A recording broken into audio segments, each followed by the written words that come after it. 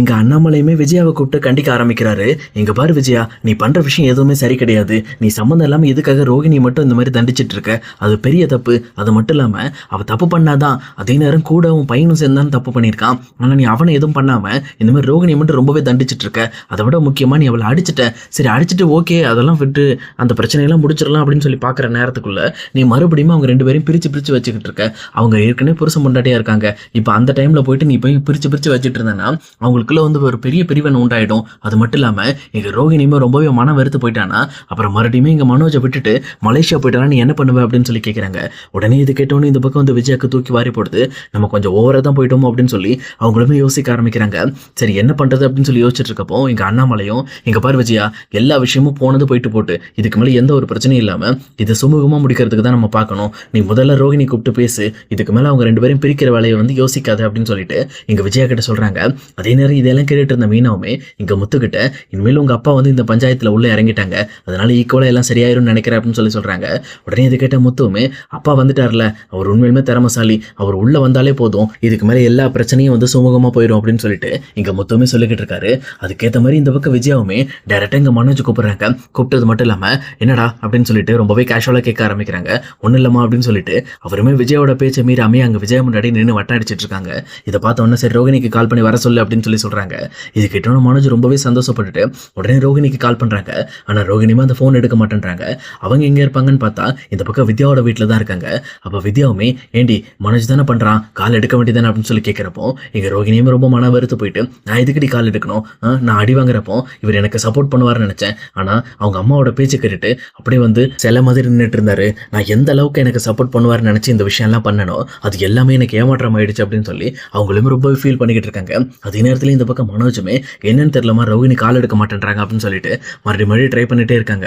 ஆனா ரோகிணி கால் எடுக்கிறதே இல்லை. உடனே இதை பார்த்த உடனே இங்க உடனே மனோஜுமே சரி ஓகே பார்லருக்கு பண்ணி பார்க்கலாம் அப்படின்னு சொல்லி டேரக்டா பார்லருக்கும் பண்ணி பார்க்குறாங்க. ஆனா பார்லருக்கு ரோகிணி வரல அப்படின்னு சொல்லி சொல்றாங்க. இது கேட்டோன்னு இந்த பக்கம் மனோஜுமே கொஞ்சம் ஷாக் ஆயிட்டு இருக்காரு. ஆனா கரெக்டா முத்துவுமே இந்த மாதிரி வந்து யாராவது கோச்சுக்கிட்டா அவங்க அம்மா வீட்டுக்கு போவாங்க, சப்போஸ் அம்மா வீடு இல்லைன்னா எங்க போவாங்க, அப்பனா வந்து ஃப்ரெண்டு வீட்டுக்கு தான் போவாங்க அப்படின்னு சொல்லி கேட்கிறப்போ இங்க வித்யா ஞாபகம் வராங்க. உடனே மனோஜுமே வித்யாவுக்கு கால் பண்றாங்க. இதை பார்த்து வித்யாவுமே மனோஜ் தான் கால் பண்றாங்க அப்படின்னு சொல்லிட்டு இந்த பக்கம் கால் அட்டன் பண்ணி என்ன சொல்லிட்டு அப்படின்னு சொல்லி கேட்கறாங்க. நான் இங்க வந்தா சொல்றேன்னு மட்டும் சொல்லிக்கிறேன் அப்படின்னு சொல்லிடுறாங்க. இது கேட்டோன்னே இந்த பக்கம் வித்யாவுமே வேற வழி இல்லாம ரோகிணி சொன்ன பொய்யே இந்த பக்கம் வந்து திருப்பி சொல்லிடுறாங்க. அதுக்கப்புறம் வித்யாவுமே ரோகிணியை கூப்பிட்டு இங்க பாரு ரோகிணி, இந்த மாதிரி நீ வந்து கோவப்பட்டு இருக்கிறதுலாம் வேஸ்டான விஷயம். உன் ஹஸ்பண்ட் எப்பவுமே வந்து எடுப்பார் கைப்பில்ல மாதிரி தான். அதாவது யார் வந்து அவர் அதிகாரம் பண்ணாங்களோ அவங்களுக்கு கீழே அடங்கி போயிடுவாரு. ஃபர்ஸ்ட் வந்து உங்க அம்மா கீழே பேச்சு கேட்டு இருந்தாரு, இப்போ கடைசியில் நீ வந்ததுக்கு அப்புறம் உன்னோட பேச்சு கேட்டு இருந்தாரு. இப்போ மறுபடியும் உங்க அம்மாவோட குரல் ஓங்கின உடனே டேரக்டா உங்க அம்மா கிட்ட போய் சேர்ந்துட்டாரு. இதனால நீ தான் உன் லைஃப்பை வந்து உன்னோட கண்ட்ரோலில் வச்சுக்கணும். அதனால இந்த விஷயத்தில் நீ வந்து இப்படி இறங்கி போறது சரி இருக்காது. நீ முதல்ல நேரில் போயிட்டு அவங்க கிட்ட மன்னிப்பு கேட்டுட்டு எல்லா விஷயத்தையும் மறுபடியும் ஸ்டார்டிங்ல இருந்து ஆரம்பி அப்படின்னு சொல்லி சொல்றாங்க. இது கேட்டோன்னே இந்த பக்கம் ரோகிணியுமே சரி ஓகே இப்போ நம்ம போனா தான் கரெக்டா இருக்கும்னு சொல்லிட்டு அவங்களுமே கிளம்பி வீட்டுக்கு வராங்க. எங்க வீட்டுக்கு வந்தோன்னா மனோஜுமே ரோகிணி அப்படின்னு சொல்லி ஓடி போயிட்டு டக்குன்னு நின்றுறாங்க. இதை பார்த்தோன்னே இந்த பக்கம் வந்து ரோகிணியை ஒரு நிமிஷம் ஷாக் ஆகுறாங்க. ஏன்னா விஜயாவோட கண்ணாசேவிக்கு ஏற்ற மாதிரி தான் இந்த பக்கம் மனோஜுமே ஆடிக்கிட்டு இருக்காரு. இதை தெளிவா புரிஞ்சுக்கிறாங்க. உடனே இந்த பக்கம் வந்து எப்பவும் போல ரோகிணியுமே என்ன மன்னிச்சிருங்க, இதுக்கு மேலே நான் இந்த மாதிரிலாம் நடக்காம பாத்துக்கிறேன் அப்படின்னு சொல்லிட்டு இந்த பக்கம் ரோகிணியுமே விஜயாவோட காலில் விழுந்து மன்னிப்பு கேட்கறாங்க. அதே நேரத்தில் இன்னொரு பக்கத்துல இருக்க மனோஜுமே எங்களையும் மன்னிச்சிருக்கமா அப்படின்னு சொல்லி ரெண்டு பேரும் மன்னிப்பு கேட்டுட்டு இருக்காங்க. உடனே இந்த பக்கம் விஜயாவுமே இதுக்கு மேலே எந்த விஷயத்தையுமே என்கிட்ட மறைச்சு நீங்க பண்ணக்கூடாது. ஏன்னா உங்களுக்காக இந்த வீட்டில் நான் நிறைய இடத்துல பேசியிருக்கேன், நிறைய இடத்துல சப்போர்ட் பண்ணியிருக்கேன். ஆனால் எனக்கு எதிராக நீங்க இப்படி பண்ணது எனக்கு ரொம்பவே கஷ்டமாயிடுச்சு, அதனால தான் இப்படி பண்ணேன் அப்படின்னு சொல்லி சொல்றாங்க. அதுக்கேற்ற மாதிரி அடுத்தபடியா இந்த பக்கம் முத்துவுமே ஓகே எல்லா பிரச்சனையும் முடிச்சு போச்சு, இதுக்கு மேலே ஒரே ஒரு பிரச்சனை மட்டும் தான் இருக்கு, அது ஒன்றும் இல்லை, இந்த மாதிரி வந்து நாட்டாம பஞ்சாயத்தெல்லாம் சரியாக தான் சொன்னீங்க, ஆனால் ஒரு திருப்பு மிஸ் ஆயிடுச்சு அப்படின்னு சொல்லிட்டு அவருமே மேலே பேச ஆரம்பிக்கிறாரு. இந்த பக்கம் வந்து இவங்க பண்ண விஷயம்லாம் ஓகே, நான் அதை ஒத்துக்கிறேன், சரி ஓகே ஏதோ வந்து அவசரத்தில் இந்த பணத்தை எடுத்து போட்டு கடையை ஆரம்பிச்சிட்டாங்க ஓகே, ஏன்னா இவங்களை நம்பி இந்த கடையை வச்சிருக்கிறதுக்கு எனக்கு நம்பிக்கை இல்லை, அதனால இந்த கடையை அப்பா பேருக்கு எழுதி வச்சிருக்கேன், நீங்க ஒர்க் பண்ணுங்க ஒன்றும் பிரச்சனை இல்லை, ஆனால் கடைக்கு ஓனரா அப்பா தான் இருக்கணும் அப்படின்னு சொல்லி சொல்றாங்க. இது கேட்டோன்னே இந்த பக்கம் மனோஜுமே டேய் அதை எப்படி எழுத முடியும், கடை என்னதுடா அப்படின்னு சொல்லி கேட்கிறப்போ டேய் அந்த கடையில் 2 பேரோட ஷேர் இருக்குடா, என் ஷேரும் இருக்கு ரவியோட ஷேரும் இருக்கு, எங்க ஷேரை நான் உங்ககிட்ட கொடுத்துட்டு நாங்கள் என்ன சும்மா உட்காந்துட்டு இருக்கிறதா, உங்களெல்லாம் நம்ப முடியாது, நீங்க முதல்ல அந்த கடையோட பேரை வந்து அப்பா பேர்ல மாத்தி அப்பாவுக்கு கடையை வந்து ரிஜிஸ்டர் பண்ணிட்டு அப்பா தான் ஓனரா இருக்கணும். நீ அங்க ஒர்க் பண்ணிக்க. அதுல வர்ற காசை எடுத்துட்டு போ. அது வேற கேட்டகரி. அதே மாதிரி மாசம் மாசம் 50,000 நீ ரெகுலரா குடுக்குறேன்னு சொன்னதை கொடுத்துறணும். ஆனா இவ்வளவு பெரிய அமௌண்ட் போட்டு அந்த கடையை உங்ககிட்ட எங்களால ஒப்படைக்க முடியாது. ஏன்னா நீங்க எப்பவுமே நம்பிக்கை துரோகம் பண்ணிட்டு இருக்கீங்க. அதை விட முக்கியமா நீங்க எப்ப நஷ்டம் பண்ணுவீங்கன்னு தெரியாது. அதனால ஒழுங்கா அந்த கடையை அப்பா பேர்ல எழுதி வைங்க. இதான் ஃபைனல் தீர்ப்பு அப்படின்னு சொல்லிடுறாங்க. உடனே இதை கேட்ட அண்ணாமலையுமே, ஆமா முத்து சொல்றது சரிதான். ஏன்னா இதுல உன்னோட ஷேர் மட்டும் கிடையாதுடா. இந்த மாதிரி இவங்க 2 பேரோட ஷேரும் இருக்கு. அதனால கடையை என் பேருக்கு மாத்திரு. இந்த மாதிரி எல்லாம் நீ சம்பாரிச்சு என் கையில கொடுத்ததுக்கு அப்புறம் அவங்க ஷேரை கையில கொடுத்துட்டு அந்த கடையை மறுபடியும் உன் பேருக்க மாத்தி விட்டுறேன். அது வரைக்கும் இந்த கடையோட ஓனரா நானே இருந்துக்கிறேன்னு சொல்லி இந்த பக்கம் அண்ணாமலை சொல்றாரு. இது கிட்ட முத்துவுமே கை தட்டிட்டு இந்த இடத்த அண்ணாமலையை போய் ஹக் பண்றாரு. இன்னொரு பக்கம் இதை பார்த்துட்டு இருக்க விஜயாவுமே என்ன பேசுறதுன்னு தெரியாம திருத்தட்டு முடிச்சுக்கிட்டு இருக்காங்க. நம்ம பையனுக்காக கிடைச்ச ஒரு தொழிலுமே இப்ப அவன் கையை விட்டு போற மாதிரி இருக்கு அப்படின்னு சொல்லிட்டு அவங்களுமே டைரக்டா இந்த பக்கம் மனோஜ் ரோகிணி தனியா கூட்டிட்டு போறாங்க. அவங்க கிட்ட தனியா போயிட்டு, இங்க பாரு இந்த மாதிரி அந்த கடையை எப்படியாவது முத்து இங்க எங்க வீட்டுக்கார் பேர்ல எழுதுறதுக்கு ட்ரை பண்றான். இந்த மாதிரி எங்க வீட்டுக்கார் பேர்ல இந்த கடை மாறிடுச்சு அப்படின்னா கண்டிப்பா உங்க 2 பேரால இங்க நீங்க சுதந்திரமா செயல்பட முடியாது. அதை நல்லா தெளிவா புரிஞ்சுக்கங்க. ஏன்னா அங்க எங்க வீட்டுக்கார் பேர்ல அடுத்த செகண்டே இங்க ரவியும் சரி முத்தும் சரி கடையில பிரச்சனை பண்ண ஆரம்பிப்பாங்க. அதனாலதான் சொல்றேன், எப்படியாவது இந்த பணத்தை நம்ம ரெடி பண்ணி ஆகணும். ரோகிணி, நீ முதல்ல உங்க மாமா கிட்ட பேசு. எப்படியாவது உங்க அப்பா மூலமா 30 லட்ச ரூபாய் பணத்தை ஏற்பாடு பண்ணி முதல்ல அவங்க முகத்துல விட்டுறீணும். அப்பதான் இந்த விஷயத்துல இருந்து அவங்க வெளியில போவாங்க. இல்ல அப்படின்னா அது உங்களுக்கு தான் பெரிய பிரச்சனை ஆயிட்டு இருக்கும் அப்படின்னு சொல்லி இங்க விஜயாவுமே ரோகிணி கிட்ட எடுத்து சொல்லிக்கிட்டு இருக்காங்க. இதை கேட்டுட்டு இருக்க ரோகிணியும் சரி ஆண்டி அப்படின்னு சொல்லி கேட்டுட்டு இருக்காங்க. ஆனா அவங்களோட மனசுல மட்டும்தான் இந்த பக்கம் நமக்கு தான் மலேசியால ஒரு அப்பாவே கிடையாது, அவர்கிட்ட இருந்து நம்ம எப்படி பணத்தை வாங்க முடியும்னு சொல்லி பயங்கரமா திங்க் பண்ணிட்டு இருக்காங்க. சரி ஓகே நான் பாத்துக்கிறேன் ஆண்டி அப்படின்னு சொல்லிட்டு இங்க இருந்து ரோகிணியுமே டைரக்டா மறுபடியும் வித்யா வீட்டுக்கு போறாங்க. போனது மட்டும் இல்லாம வித்யா கிட்ட, வித்யா இப்ப அதை விட பெரிய பிரச்சனை வந்துட்டு இருக்குடி, இப்ப இதுக்கு என்ன பண்றதுன்னு எனக்கு தெரியல அப்படின்னு சொல்லி சொல்றாங்க. என்னாச்சு என்ன பிரச்சனை அப்படின்னு சொல்லி கேட்கிறப்போ இந்த மாதிரி எல்லா பிரச்சனையும் சுமூகம் ஆயிடுச்சு. ஆனா முத்து கடைசி நிமிஷத்துல குட்டையை குழப்பி மறுபடியுமே அந்த கடையை அண்ணாமலை பேர்ல எழுதி வைக்க சொல்றாங்க. அதாவது ஓனரா அவர் இருப்பாரா, இது மாதிரி ஒர்க் பண்றதுக்கு நாங்க கீழே இருக்கிற மாதிரி பேசிட்டு இருக்காங்க. இதுல இந்த பிரச்சனையை தீக்கணும் அப்படின்னா 30 லட்ச ரூபாய் பணத்தை இங்க முத்துக்கிட்ட கொடுக்கணும். இல்ல அப்படின்னா எங்களுக்கு தான் பிரச்சனை. ஏன்னா இப்ப விஜயா ஆண்டி வேற கண்டிப்பா அந்த பணத்தை ரெடி பண்ணி நீ கொடுக்கணும். எப்படியாவது உங்க அப்பா கிட்ட பேசு, உங்க மாமா கிட்ட பேசுன்னு சொல்லி என்ன டார்ச்சர் பண்ணிட்டு இருக்காங்க. இப்போ 30 லட்சத்தை நான் தான் ரெடி பண்ணும். இப்ப எப்படி ரெடி பண்றது அப்படின்னு சொல்லிட்டு இவங்களுமே பயங்கரமா திணற ஆரம்பிக்கிறாங்க.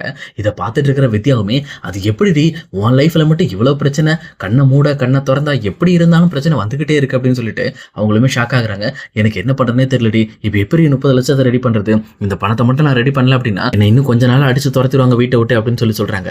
உடனே இது கேட்டவொடனே இந்த பக்கம் வித்யாவுமே, ஏண்டி ஏதோ 5 லட்சம் 10 லட்சம்னா கூட ஏதோ ஒன்று ரெடி பண்ணிக்கலாண்டி, 30 லட்சம் கேட்கிறீடி, 30 லட்சத்துக்கு நான் எங்க போறது, நானே இங்க படாத பாடு பட்டுக்கிட்டு இருக்கேன், 30 லட்சம் யார்கிட்ட கேட்கலாம் அப்படின்னு சொல்லிட்டு இந்த பக்கம் வித்யாவும் யோசிக்க ஆரம்பிக்கிறாங்க.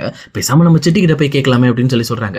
ஏண்டி அவன் ஏற்கனவே வட்டி மேல வட்டியை போட்டு புடுங்கிட்டு இருப்பாண்டி, அவனால பிஏ தினேஷ் பிரச்சனை வர இப்பதான் கொஞ்சம் சால்வ் ஆயிருக்கு, இப்ப மறுபடியும் அவங்ககிட்ட போய் பணம் கேட்கணும் அப்படின்னு சொல்லி கேட்கிறப்போ, எங்க பாரு உனக்கு பணம் வேணும்னா சிட்டிக்கிட்ட மட்டும் தான் நம்மளால போய் கேட்க முடியும். என்ன அவன் மட்டும்தான் உன்னை நம்பி லட்சமா தர்றதுக்கு தயாரா இருக்கிற ஒரே ஆள் அவன் மட்டும்தான் அப்படின்னு சொல்லி சொல்றாங்க.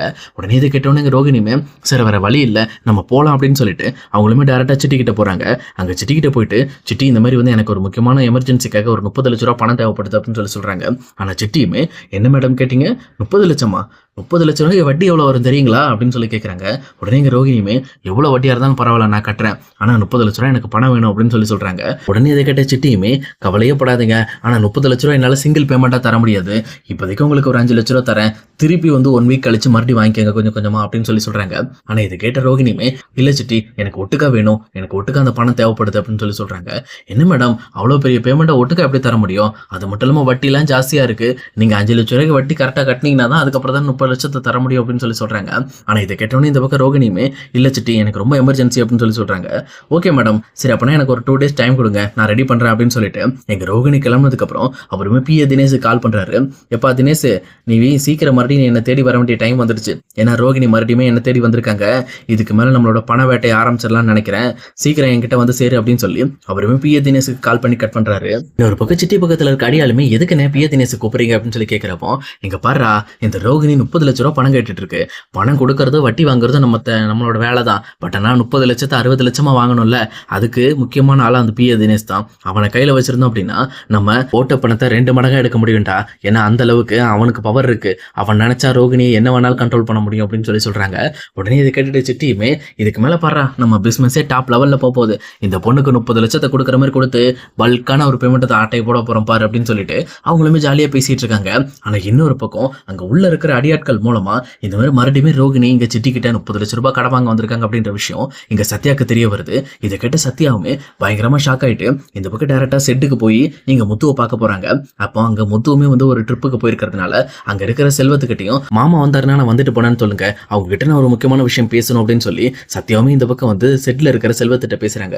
உடனே என்னாச்சுப்பா, இதான் முக்கியமான விஷயமா அப்படின்னு சொல்லி கேட்கிறப்போ, ஆமாங்க ஒரு முக்கியமான விஷயம் அப்படின்றப்போ, சரி வெயிட் பண்ணு வந்துருவான், அப்பவே ட்ரிப்பு போயிட்டான், இந்நேரம் வந்துட்டு இருக்க டைம் தான் அப்படின்னு சொல்லி சொல்றாங்க.